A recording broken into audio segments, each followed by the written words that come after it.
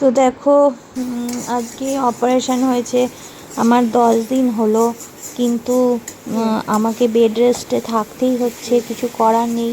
কেননা এখনও সেলাই কাটেনি, আমার ব্যথা যন্ত্রণা এখনও আছে, কমেনি। তবে আগের থেকে অনেকটাই আমি ভালো। যেহেতু আমি বেড রেস্টে রয়েছি, সেহেতু দেখো সবাইকেই কিছু না কিছু কাজ করতে হচ্ছে ঘরের। তো মুনাই আজকে একটা ছানার রেসিপি ট্রাই করেছে।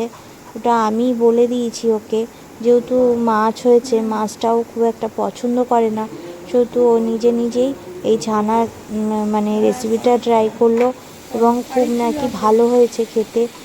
আমি অবশ্য খাইনি, কেননা এর মধ্যে টমেটো দেওয়া আছে, যেহেতু টক সেলাই পেকে যেতে পারে, তো এখনও সেলাই কাটা হয়নি, তো ওই জন্য আমি এই রেসিপিটা ট্রাই করিনি।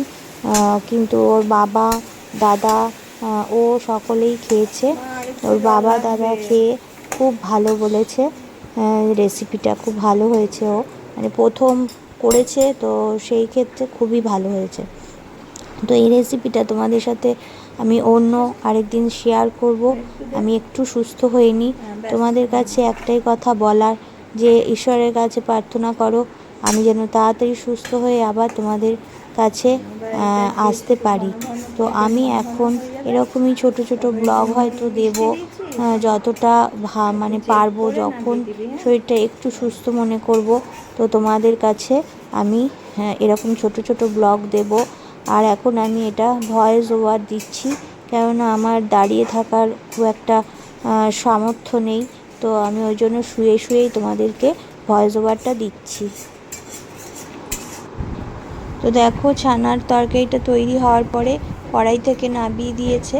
এই যে ঠিক এরকম দেখতে হয়েছে, আর তোমাদের তো আগেই বললাম খেতে খুবই ভালো হয়েছে।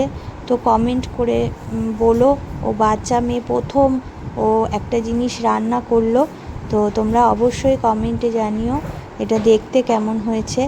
আর ভিডিওটা ভালো লাগলে অবশ্যই লাইক, কমেন্ট, শেয়ার করো। আর ভগবানের কাছে প্রার্থনা করো আমি যাতে তাড়াতাড়ি সুস্থ হয়ে যাই।